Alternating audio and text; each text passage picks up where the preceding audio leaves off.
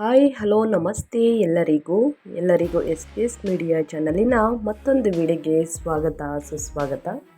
ಸ್ನೇಹಿತರೆ, ಎಲ್ಲರೂ ಹೇಗಿದ್ದೀರಾ? ಎಲ್ಲರೂ ಚೆನ್ನಾಗಿದ್ದೀರಾ ಅಂದ್ಕೊಂಡಿದ್ದೀನಿ. ನಾನು ಕೂಡ ತುಂಬಾ ಚೆನ್ನಾಗಿದ್ದೀನಿ. ಎಲ್ಲರೂ ಚೆನ್ನಾಗಿದ್ದೀರಾ ಅಂದ್ಕೊಂಡು ಭಾವಿಸ್ಕೊಂಡು ಇವತ್ತಿನ ಒಂದು ವಿಡಿಯೋನ ಶುರು ಮಾಡಿಬಿಡೋಣ. ಇವತ್ತಿನ ಒಂದು ವಿಡಿಯೋದಲ್ಲಿ ಕನ್ಯಾ ರಾಶಿಯವರಿಗೆ ಸ್ನೇಹಿತರೆ ಜುಲೈ 27ರಿಂದ ಸಾಕಷ್ಟು ಬದಲಾವಣೆಯನ್ನು ನೋಡಲಿದ್ದೀರಿ. ಅದರಲ್ಲೂ ಸ್ನೇಹಿತರೆ ಆಷಾಢ ಮಾಸ ಮುಗಿಯುವಷ್ಟರಲ್ಲಿ ಸಾಕಷ್ಟು ಬದಲಾವಣೆ ಅಂತಲೇ ಹೇಳ್ಬೋದು. ಹಾಗಿದ್ದರೆ ಕನ್ಯಾ ರಾಶಿಯವರು ಏನೆಲ್ಲ ಅದೃಷ್ಟದ ಫಲಗಳನ್ನು ಗಳಿಸಲಿದ್ದೀರಿ, ಯಾವುದರ ಬಗ್ಗೆ ಎಚ್ಚರಿಕೆ ವಹಿಸಬೇಕು ಅನ್ನೋದನ್ನ ಕಂಪ್ಲೀಟಾಗಿ ಇದೇ ವಿಡಿಯೋದಲ್ಲಿ ತಿಳಿಸ್ಕೊಡ್ತಾ ಹೋಗ್ತೀನಿ.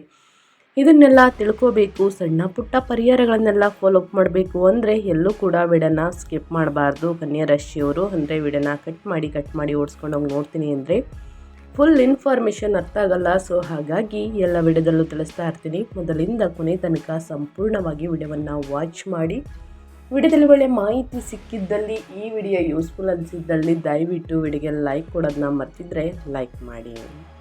ಓಂ ನಮಃ ಶಿವಾಯ ಅಂತ ಕಮೆಂಟ್ ಮಾಡಿ, ಓಂ ನಮಃ ಸಿದ್ದಪ್ಪಾಜಿ ನಮಃ ಅಂತ ಕಮೆಂಟ್ ಮಾಡಿ. ಸಿದ್ದಪ್ಪಾಜಿಯ ಅನುಗ್ರಹದಿಂದ ದೊಡ್ಡವರ ಆಶೀರ್ವಾದದಿಂದ ಕನ್ಯಾ ರಾಶಿಯವರ ಬದುಕು ಬಂಗಾರವಾಗಲಿ ಅಂತ ಕೇಳ್ಕೋತಾ ವಿಡಿಯೋದ ಕಡೆ ಗಮನ ಕೊಟ್ಬಿಡೋಣ. ಹೌದು ಸ್ನೇಹಿತರೆ, ಈ ತಿಂಗಳಲ್ಲಿ ಸಾಕಷ್ಟು ಬದಲಾವಣೆ ಕನ್ಯಾ ರಾಶಿಯವರಿಗೆ. ಈ ತಿಂಗಳು ಮುಗಿದ ನಂತರ ಆಗಸ್ಟ್ ತಿಂಗಳಲ್ಲೂ ಕೂಡ ಸಾಕಷ್ಟು ಬದಲಾವಣೆ. ಆಷಾಢ ಮುಗಿಯುವಷ್ಟರಲ್ಲಿ ಸ್ನೇಹಿತರೆ ವೃತ್ತಿಯಲ್ಲಿ, ವ್ಯಾಪಾರ ವ್ಯವಹಾರದಲ್ಲಿ ಸಾಕಷ್ಟು ಬದಲಾವಣೆಯನ್ನು ನೋಡಲಿದ್ದೀರಿ. ಕನ್ಯಾ ರಾಶಿಯವರಿಗೆ ಸ್ನೇಹಿತರೆ ಗುರು 10ನೇ ಮನೆಯಲ್ಲಿ ಸಾಗುತ್ತಾರೆ. ಇನ್ನು ಗುರು 11ನೇ ಮನೆಯಲ್ಲಿ ಮತ್ತು ನಂತರ ನಿಮ್ಮ ರಾಶಿಯಿಂದ 12ನೇ ಮನೆಯಲ್ಲಿ ಸಾಗುವ ಕಾರಣ ಸ್ನೇಹಿತರೆ ಕನ್ಯಾ ರಾಶಿಯವರಿಗೆ ಮಿಶ್ರ ಫಲ ಸಿಗಲಿದೆ. ಕನ್ಯಾ ರಾಶಿಯವರು ಜೀವನದ ಪ್ರತಿಯೊಂದು ಅಂಶದಲ್ಲೂ ಆಳವಾಗಿ ಕೆಲಸವನ್ನು ಮಾಡಬೇಕಾಗುತ್ತದೆ. ನಿಮ್ಮ ಜೀವನದಲ್ಲಿ ಗಮನಾರ್ಹ ಬದಲಾವಣೆಗಳು ಸಂಭವಿಸುತ್ತವೆ. ಈ ಸಮಯದಲ್ಲಿ ನೀವು ನಿಮ್ಮೊಳಗೆ ಒಂದು ಸಾಮರ್ಥ್ಯ ಮತ್ತು ದೃಷ್ಟಿಕೋನವನ್ನು ಅನುಭವಿಸುತ್ತೀರಿ. ಅದು ಕಷ್ಟಕರ ಸಂದರ್ಭಗಳಿಗೂ ಪರಿಹಾರವನ್ನು ಕಂಡುಹಿಡಿಯಲು ನಿಮಗೆ ಅನುವು ಮಾಡಿಕೊಡುತ್ತದೆ.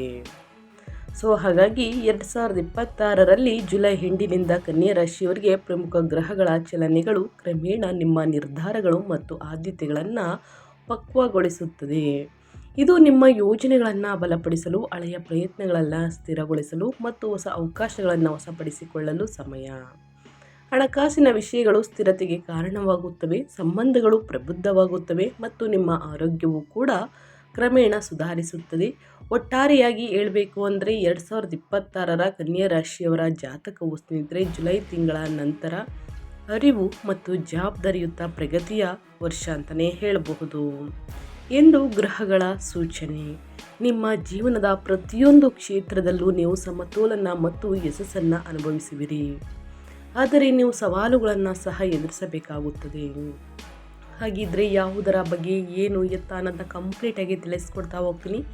ಯಾರೆಲ್ಲ ಕನ್ಯಾ ರಾಶಿಯವರು ವಿಡಿಯೋವನ್ನು ನೋಡ್ತಾ ಇದ್ದೀರಾ, ಒಳ್ಳೆ ಮಾಹಿತಿ ಸಿಕ್ಕಿದ್ದ ನಂತರ ವಿಡಿಯೋಗೆ ಲೈಕ್ ಮಾಡಿ. ಸಬ್ಸ್ಕ್ರೈಬ್ ಆಗಿಲ್ಲ ಅಂದರೆ ಇದೇ ರೀತಿ ನಿಮ್ಮ ರಾಶಿ ಭವಿಷ್ಯವನ್ನು ತಿಳ್ಕೊಳ್ಳೋಕ್ಕೋಸ್ಕರ ನನ್ನ ಚಾನಲ್ನ ಸಬ್ಸ್ಕ್ರೈಬ್ ಆಗಿ. ಪ್ರತಿನಿತ್ಯ ನಿಮ್ಮ ರಾಶಿ ಭವಿಷ್ಯದಲ್ಲಿ ಸಾಕಷ್ಟು ಬದಲಾವಣೆ ಇದೆ, ಏನೆಲ್ಲ ಚೇಂಜಸ್ ಮಾಡ್ಕೋಬೇಕು, ಏನೆಲ್ಲ ಅದೃಷ್ಟದ ಫಲಗಳನ್ನು ಗಳಿಸಲಿದ್ದೀರಿ ಅನ್ನೋದನ್ನ ತಿಳಿಸ್ಕೊಡ್ತಾ ಹೋಗ್ತೀನಿ. ಮೊದಲನೇದಾಗಿ ಹಣಕಾಸಿನ ಬಗ್ಗೆ ಹೇಳೋದಾದರೆ ಕನ್ಯಾ ರಾಶಿಯವರಿಗೆ ಕಠಿಣ ಪರಿಶ್ರಮ ಮತ್ತು ಸಾಮರ್ಥ್ಯಗಳಿಗೆ ಮನ್ನಣೆ ಸಿಗುತ್ತದೆ. ನೀವು ನಿಮ್ಮ ಕೆಲಸದ ಸ್ಥಳದಲ್ಲಿ ಹೆಚ್ಚು ಜಾಗರೂಕರಾಗಿರಬೇಕು, ಶಿಸ್ತುಬದ್ಧರಾಗಿ ಮತ್ತು ಜವಾಬ್ದಾರಿಯುತವಾಗಿರುತ್ತೀರಿ. ಜುಲೈ ತಿಂಗಳ ನಂತರ ಗುರುವು ಕರ್ಕ ರಾಶಿಗೆ ಪ್ರವೇಶಿಸುವುದರಿಂದ ಜವಾಬ್ದಾರಿಗಳು ಹೆಚ್ಚಾಗುತ್ತವೆ. ಕೆಲಸಕ್ಕೆ ಸಂಬಂಧಿಸಿದ ನಿರ್ಧಾರಗಳನ್ನು ಹೆಚ್ಚಿನ ಸ್ಪಷ್ಟತೆಯೊಂದಿಗೆ ತೆಗೆದುಕೊಳ್ಳಲಾಗುತ್ತದೆ. ನಿಮ್ಮ ವೃತ್ತಿ ಜೀವನವನ್ನು ಸ್ಥಿರವಾದ ಅಡಿಪಾಯದ ಮೇಲೆ ಸ್ಥಾಪಿಸಲು ನಿಮಗೆ ಅನುವು ಮಾಡಿಕೊಡುವಂಥ ಅವಕಾಶಗಳನ್ನು ಒದಗಿಸುತ್ತದೆ.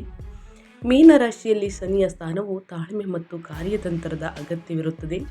ಉದ್ಯೋಗದಲ್ಲಿರುವವರಿಗೆ ಹಿರಿಯ ಸಹೋದ್ಯೋಗಿಗಳಿಂದ ಸ್ನೇಹಿತರೆ ಮಾರ್ಗದರ್ಶನ ಅಂತಲೇ ಹೇಳ್ಬೋದು ಮತ್ತು ಬೆಂಬಲ ಸಿಗುತ್ತದೆ. ಇದು ಕೆಲಸದ ಸ್ಥಳದಲ್ಲಿ ಹೆಚ್ಚಿನ ಗೌರವ ಕಾರಣವಾಗುತ್ತವೆ.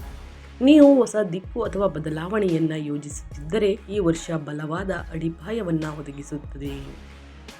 ಜುಲೈ ತಿಂಗಳ ನಂತರ ಆಗಸ್ಟ್ ನಂತರ ಸಾಕಷ್ಟು ಬದಲಾವಣೆ, ಏಕೆಂದರೆ ಗುರುವಿನ ಸಿಂಹ ರಾಶಿಯ ಪ್ರವೇಶವು ನಾಯಕತ್ವ ಮತ್ತು ಮನ್ನಣೆಯನ್ನು ಸೂಚಿಸುತ್ತದೆ. ವ್ಯವಹಾರದಲ್ಲಿ ಇರುವವರಿಗೆ ಈ ಸಮಯವು ಸಂಪರ್ಕಗಳನ್ನು ವಿಸ್ತರಿಸುವುದು, ಯೋಜನೆಗಳನ್ನು ಮರುಸಂಘಟಿಸುವುದು ಮತ್ತು ಶಾಶ್ವತ ಲಾಭಗಳನ್ನು ಅಂದರೆ ಧನಲಾಭಗಳನ್ನು ಸಾಧಿಸುವುದನ್ನು ಸೂಚಿಸುತ್ತದೆ.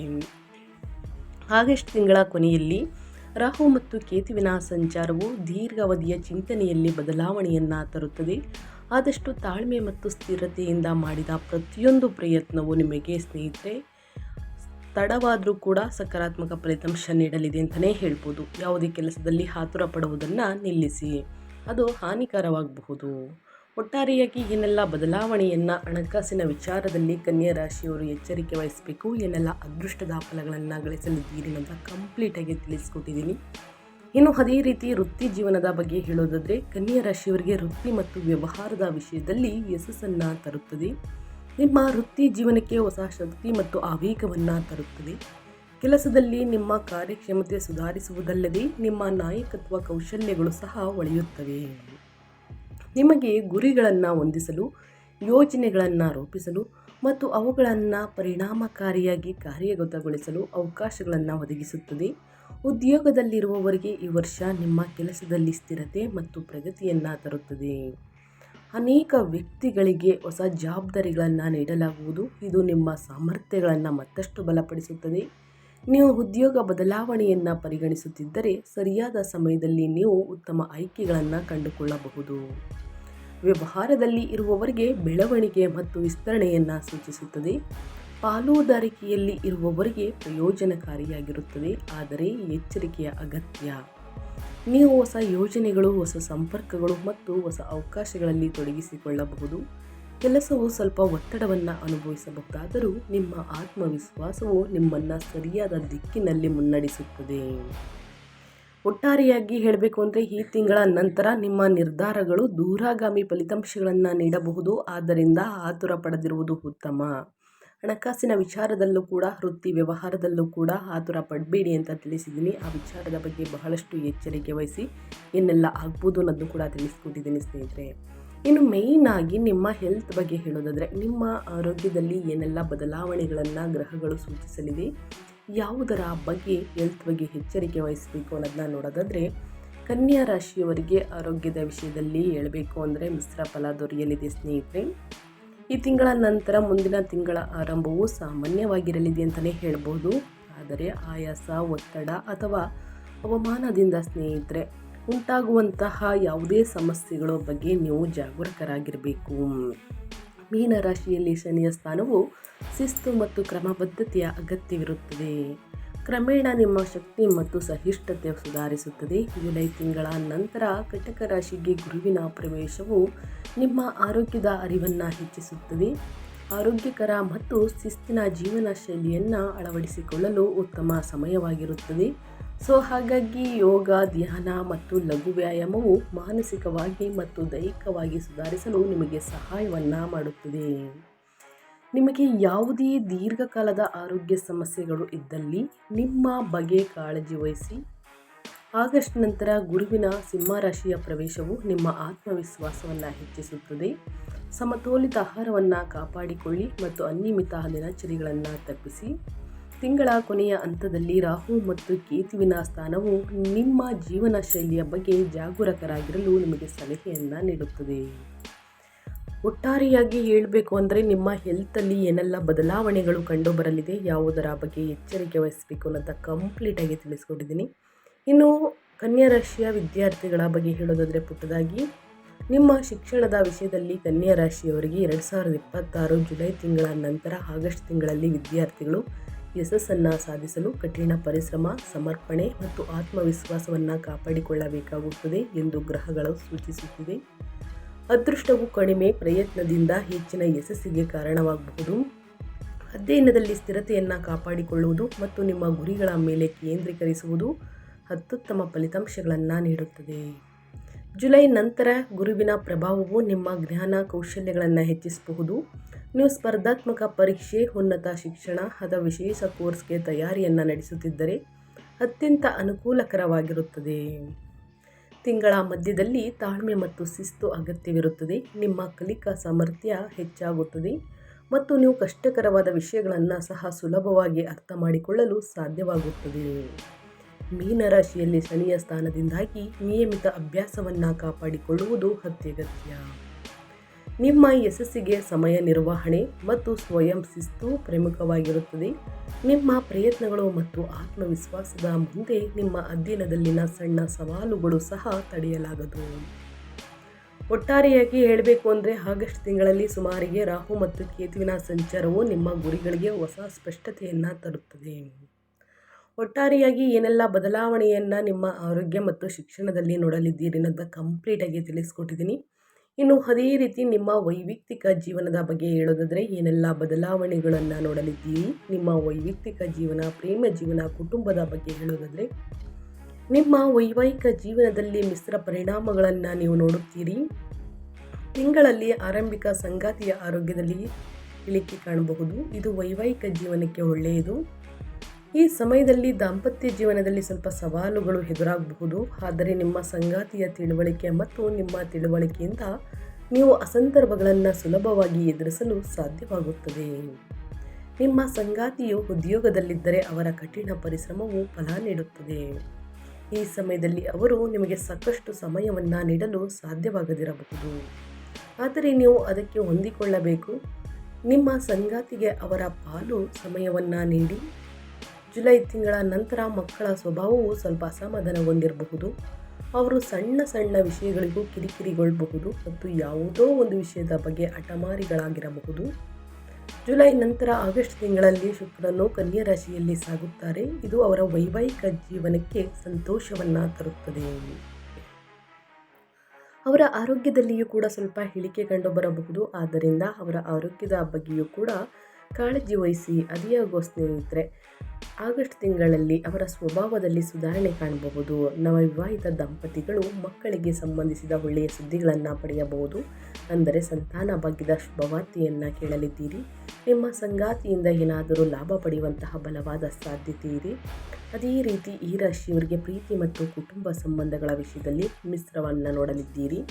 ನೀವು ನಿಮ್ಮ ಸಂಗಾತಿಯ ಬಗ್ಗೆ ಹೆಚ್ಚು ಸಂವೇದನಾಶೀಲ ಮತ್ತು ಜವಾಬ್ದಾರಿಯುತರಾಗಿರುತ್ತೀರಿ. ಜುಲೈ ತಿಂಗಳ ನಂತರ ಭಾವನಾತ್ಮಕ ಸಂಪರ್ಕದಲ್ಲಿ ಸ್ಥಿರತೆಯನ್ನು ಪರಿಣಾಮಗಳು ಸ್ಪಷ್ಟವಾಗಿ ಅನುಭವಿಸಲ್ಪಡುತ್ತವೆ. ಉದ್ವೇಗತೆ ಅಥವಾ ಅಂತರವಿದ್ದರೆ ಈ ವಿಷಯಗಳು ಕ್ರಮೇಣ ಕಡಿಮೆಯಾಗುತ್ತವೆ. ಹಾಗಾಗಿ ತಿಂಗಳ ಮಧ್ಯಭಾಗದಲ್ಲಿ ಆತ್ಮಾವಲೋಕನ ಮತ್ತು ತಾಳ್ಮೆ ಅಗತ್ಯವಿರುತ್ತದೆ. ಸಣ್ಣ ಪುಟ್ಟ ಕೋಪ, ಸಣ್ಣ ಪುಟ್ಟ ಮನಸ್ತಾಪ, ಸಣ್ಣ ಪುಟ್ಟ ಜಗಳದಿಂದ ದೊಡ್ಡ ಜಗಳವಾಗಬಹುದು. ಹಾಗಾಗಿ ವಾದ ವಿವಾದಗಳನ್ನು ಅತಿ ಹೆಚ್ಚಾಗಿ ಮಾಡೋದಕ್ಕೆ ಹೋಗಬೇಡಿ. ಆದಷ್ಟು ಬಗೆಹರಿಸಿಕೊಳ್ಳಿ. ಸಣ್ಣ ಪುಟ್ಟ ವಿಷಯದಲ್ಲೇ ಅವಿವಾಹಿತ ವ್ಯಕ್ತಿಗಳಿಗೆ ಈ ಸಮಯವು ಹೊಸ ಸಂಬಂಧಗಳ ರಚನೆ, ಹಳೆಯ ಸಂಬಂಧಗಳ ಆಳವನ್ನು ಸೂಚಿಸುತ್ತದೆ. ಆತ್ಮವಿಶ್ವಾಸ ಮತ್ತು ಅಭಿವ್ಯಕ್ತಿಯ ಸುಲಭತೆ ಮೇಲ್ಗೈ ಸಾಧಿಸುತ್ತದೆ. ನಿಮ್ಮ ಸಂಗಾತಿಯನ್ನು ನೀವು ಸ್ನೇಹಿತರೆ ತಿಳುವಳಿಕೆಯಿಂದ ನಡೆಸಿಕೊಂಡರೆ ದಾಂಪತ್ಯ ಜೀವನದಲ್ಲಿ ಶಾಂತಿ ಮತ್ತು ಸಮತೋಲನ ಮೇಲ್ಗೈ ಸಾಧಿಸುತ್ತದೆ. ಸಂಬಂಧಗಳಲ್ಲಿ ಪ್ರಾಮಾಣಿಕತೆ ಮತ್ತು ನಂಬಿಕೆ ನಿಮ್ಮನ್ನು ಬಲಪಡಿಸುತ್ತದೆ. ನಿಮ್ಮ ರಾಶಿಯ ಮೇಲೆ ಶನಿಯ ಪ್ರಭಾವವು ನೀವು ತಪ್ಪು ತಿಳುವಳಿಕೆಗಳನ್ನು ತಪ್ಪಿಸಬೇಕು ಮತ್ತು ನಿಮ್ಮ ಸಂಬಂಧದಲ್ಲಿ ನಂಬಿಕೆಯನ್ನು ಕಾಪಾಡಿಕೊಳ್ಬೇಕು ಎಂಬರ್ಥ ಸ್ನೇಹಿತರೆ. ಗ್ರಹಗಳ ಸೂಚನೆ, ಗ್ರಹಗಳ ಸ್ಥಾನ ಬದಲಾವಣೆ, ಅದರಿಂದಾಗುವಂತಹ ಪ್ರಭಾವದಿಂದ ಕನ್ಯಾ ರಾಶಿಯವರು ಏನೆಲ್ಲ ಬದಲಾವಣೆಯನ್ನು ಗ್ರಹಗಳು ಸೂಚಿಸಲಿದೆ, ಯಾವುದರ ಬಗ್ಗೆ ಎಚ್ಚರಿಕೆ ವಹಿಸಬೇಕು ಅನ್ನೋದನ್ನ ಕಂಪ್ಲೀಟಾಗಿ ತಿಳಿಸ್ಕೊಟ್ಟಿದ್ದೀನಿ. ಇದರ ಬಗ್ಗೆ ಏನೇ ಡೌಟ್ಸ್ ಇದ್ದರೂ ಕೂಡ ಕಮೆಂಟ್ ಮಾಡಿ. ಇಲ್ಲಿ ತನಕ ವಿಡಿಯೋವನ್ನು ನೋಡಿ ಲೈಕ್ ಮಾಡ್ದೇ ಹೋಗಬೇಡಿ. ದಯವಿಟ್ಟು ಲೈಕ್ ಮಾಡಿ, ಸಬ್ಸ್ಕ್ರೈಬ್ ಮಾಡ್ಕೊಳ್ಳಿ. ಹೆಚ್ಚು ಫ್ಯಾಮಿಲಿಗೆ, ಫ್ರೆಂಡ್ಸ್ಗೆ ಈ ವಿಡಿಯೋವನ್ನು ಶೇರ್ ಮಾಡಿ. ಆದಷ್ಟು ಈ ದಿನ ಸ್ನೇಹಿತರೆ ಬಡವರಿಗೆ, ನಿರ್ಗತಿಕರಿಗೆ ನಿಮ್ಮ ಕೈಯಲ್ಲಾದಷ್ಟು ಸಹಾಯವನ್ನು ಮಾಡಿ. ಅನ್ನದಾನ, ವಸ್ತ್ರದಾನ ಮತ್ತು ನಿಮ್ಮ ಕೈಯಲ್ಲಾದಷ್ಟು ಹಣ ಸಹಾಯವನ್ನು ಮಾಡುವುದರಿಂದ ಸಮಸ್ಯೆಗಳು ಕ್ರಮೇಣವಾಗಿ ಕಡಿಮೆಯಾಗಲಿದೆ. ಹಾಗಾಗಿ ತಪ್ಪದೆ ಈ ಪರಿಹಾರಗಳನ್ನು ಮಾಡಿ ಅಂತ ಹೇಳ್ತಾ ನಾನು ವಿಡಿಯೋವನ್ನು ಎಂಡ್ ಮಾಡ್ತಾ ಇದ್ದೀನಿ. ಇವತ್ತಿನ ಒಂದು ವಿಡಿಯೋದಲ್ಲಿ ಸಂಪೂರ್ಣ ಮಾಹಿತಿ ಸಿಕ್ಕಿದ್ದಲ್ಲಿ, ಈ ವಿಡಿಯೋ ಯೂಸ್ಫುಲ್ ಅನಿಸಿದ್ದಲ್ಲಿ ವಿಡಿಯೋಗೆ ಲೈಕ್ ಮಾಡೋದನ್ನ ಮರ್ತಿದ್ರೆ ಲೈಕ್ ಮಾಡಿ. ಇನ್ನೂ ನನ್ನ ಚಾನಲ್ನ ಸಬ್ಸ್ಕ್ರೈಬ್ ಮಾಡ್ಕೊಂಡಿಲ್ಲ ಅಂದರೆ SPS ಮೀಡಿಯಾಗೆ ಸಬ್ಸ್ಕ್ರೈಬ್ ಆಗಿ ನಿಮ್ಮ ಅಭಿಪ್ರಾಯಗಳನ್ನು ಕಮೆಂಟ್ ಬಾಕ್ಸಲ್ಲಿ ತಿಳಿಸಿ. ನಿಮ್ಮ ಆರೋಗ್ಯದಲ್ಲಿ ಉನ್ನತ ಆರೋಗ್ಯವನ್ನು ಪಡೆದುಕೊಳ್ಬೇಕು ಅಂದರೆ ಮಹಾಮೃತ್ಯುಂಜಯ ಮಂತ್ರವನ್ನು ಪ್ರತಿ ರಾತ್ರಿ ಸಮಯದಲ್ಲಿ ಸ್ನೇಹಿತರೆ ಮಂತ್ರವನ್ನು ಹೇಳಿ. ಕೇವಲ 11 ಬಾರಿ, 9 ಬಾರಿ, 12 ಬಾರಿ ನಿಮ್ಮ ಅನುಗುಣಕ್ಕೆ ತಕ್ಕಂತೆ ಹೇಳಿ. ಯಾರಿಗೆ ಉಚ್ಚಾರಣೆಯನ್ನು ಮಾಡೋದಕ್ಕೆ ಬರುವುದಿಲ್ಲ ಅಂಥವರು ಕೇಳಿಸ್ಕೊಳ್ಳಬಹುದು. ತಪ್ಪದೆ ಮಾಡಿ ಅಂತ ಹೇಳ್ತಾ ಮತ್ತೊಂದು ವಿಡಿಯೋದಲ್ಲಿ ಸಿಗ್ತೀನಿ. Thank you for watching.